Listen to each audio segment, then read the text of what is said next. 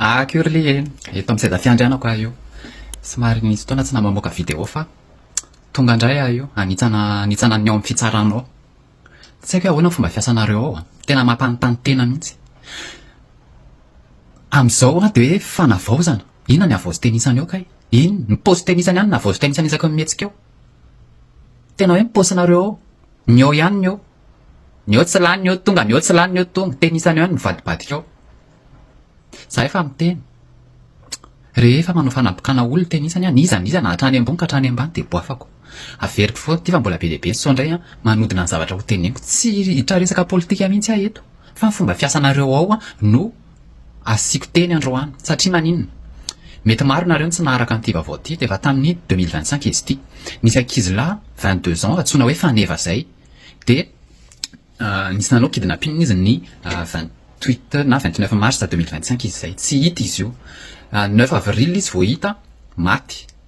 Nisy olona vao rota ao anatin'ity raharaha ity olona 7 teo ry zareo. Maty amin'ny fomba habibiana namono reto olona reto anazy. Tsy fantatra intsony ny endriny. Ny akanjony sisa nafantarana anazy. Dia ny volony. Fa ny endriny efa tsy hita intsony. Tany amin'ny fasana Natandro zany nahitana anazy tanaty lavaka 6 mètres. Firy andro aty aoriana zany izy zany vao hita. Dia nisy olona anankisivy vao rota anatin'io. Tena nisedoatra daholo ny olona atao Tsirono Mandidy ville nanao grève be tamin'izay. Efa saika andorin'ny komisaria tena hoe hanao fitsaram-bahoaka satria efa tsy rarintsony. Fitsarana ao Tsirono Mandidy efa tsy haintsony hoe inona ny olona miasa ao na inona fa dia kolikoly daholo e. Tena hoe kolikoly corrompu daholo nareo rehetrarehetra ao. Ny olona manana ny rariny renindray no migatra. Dia tsy azoko mihitsy ny fomba fiasa tenisa. Ny alakamisy fahavalo roapolo mars taona 2024 dia nisy ny fakanankiriny zazalahy anankiray eo amin'ny 20 taona antsoina hoe Faneva. Napitson' io moa ny fianakavian'io olona io dia nanantona ny polisy firenena teo anivon'ny komisaria. Raha vao nareo an'izay ny teo anivon'ny komisaria dia mandray ny andraikin'izy ireo tamin'ny alalan'ny fikarohana sy fisamborana ireo izay mety navalon'olombelona. Nanao ny asany teo anivon'ny polisy ary tamin'ny alalan'ny réquisition no nahafahana ny sambotra ireo mpanao ratsy ireo. Tamin'ny réquisition zany dia nisy tratra ny anankiroa tamin'izay voalohan'izay dia nitonona ny anaran'ilay namany. Nisy zany fititiko atao anatin'izay dia ireo namany ihany koa mbola hita ao anatin'ilay réquisition. Tamin'izay zany nahafahana ny sambotra ireo olona miisa 6 izay vao mpandao zao anazy zao. Ny zara tena nafainganana ny famotorana dia natolotra ny fampanoavana zany zavatra zany zany raha zany no omaly alina ihany satria hitasika ireny zavatra mitranga ireny dia raha tonga tao fampanoavana izy dia natolotra ny mpitsara mpanao famotorana. Rehefa nanao ny asany mpitsara mpanao famotorana dia namoaka didy famonjana vonjomaika ho an'ireo voapanga ireo ary izay didy famonjana vonjomaika izay dia tsy eto no anatanterahana azy fa any Antsafasy Antanimoro. Ny fito tamin'ireo olona ireo zany dia nalefa any Antsafa ary ny roa kosa zany nalefa Antanimoro. Valy ilay réquisition nataon'ny teo anivon'ny polisy firenena dia ndosy tamin'ny fisamborana ny ireo navampelo izy ireo. Tamin'ny sasany tamin'izy ireo dia niaiky karaha efa volaza teo ary ireo niaiky ireo no nahafahanay nahita ny fatin'io zazalahy io tany amin'ny fasany tandroy.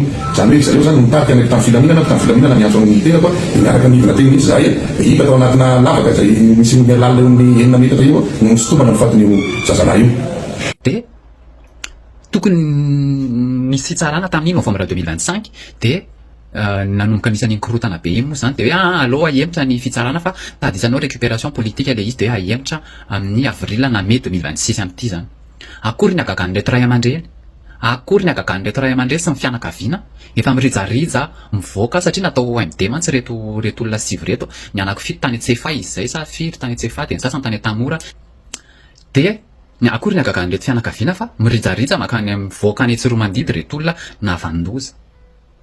Normalement rehefa isy ny fitsarana dia tokony mahazo convocation ny ankilany sy andaniny.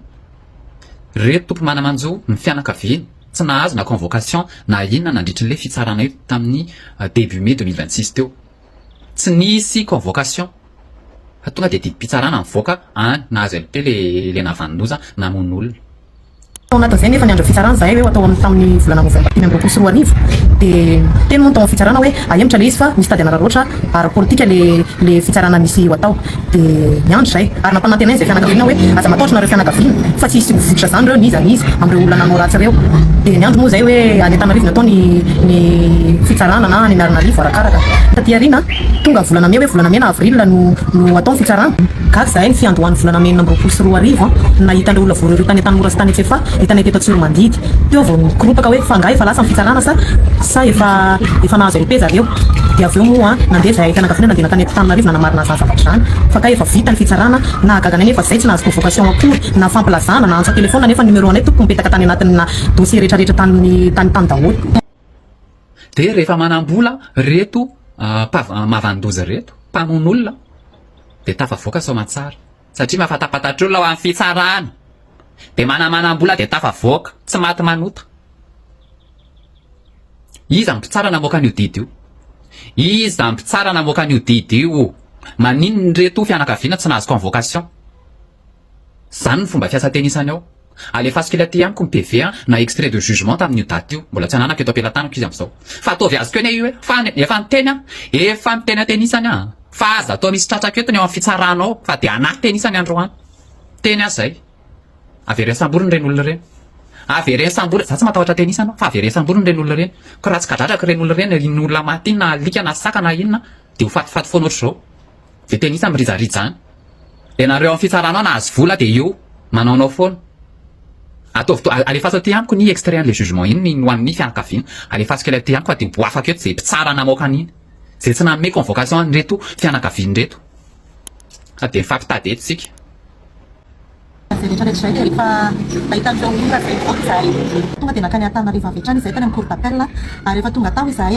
dia tonga dia ny lehibe any tribunal no nandray anay ary rehefa nandray anay izy dia izy no anisany nijery ny dossier tao anatin'izay nahafantaranay fa nisy tokoa ny fitsarana ary rehefa nivoaka tamin'ny 30 avril io ihany ny didim-pitsarana dia nisy ny tafavoaka ary nisy ihany koa no nigadra pahafaty misy ny 5 taona dia teo izahay vao nafantatra ny marina rehetra hoe naninona ary izahay no tsy voalaza tao anatin'izany fitsarana izany sady tsy nandray convocation tsy nandray fampandrenesana na antso telefona na email na message tsy nisy raisinay zany fa efa didy avy any amin'ny fitsarana no azonay dia tany amin'ny fitsarana no nanome anay extrait filmatif zay no meny zareo taratasy fanambarana ny zava-misy nitoro-hevitra ny fitsarana taminareo tao aorianan'izay nitoro-hevitra ny fitsarana tao aorianan'izay dia nanome safidy izy na en opposition dia nefa misy ihany koa ny fanambarana hoe mety misy eken'ny fitsarana le opposition na tsy dia misalasalaka eo izahay ny amin'ny fanapahan-kevitra hoe inona no tokony atao rehefa nanontany hoe fa inona natonga nareo tsy nahazo an'le convocation dia inona navarana zareo dia antony ozy izy tokony nandray convocation nareo raha nandray fanambarana ozy izy dia gaga zareo ary hoe fa maninona reo fianakaviana tsy nahare mihitsiny dia na zareo tany ara tsy nanakambara fa toro-hevitra sy ny nanaovana ny taratasy nahafantarany marina no nitenen'ny zareo manoloana an'izany zay fianakaviana dia manelo amin'ny zavatra mihitsy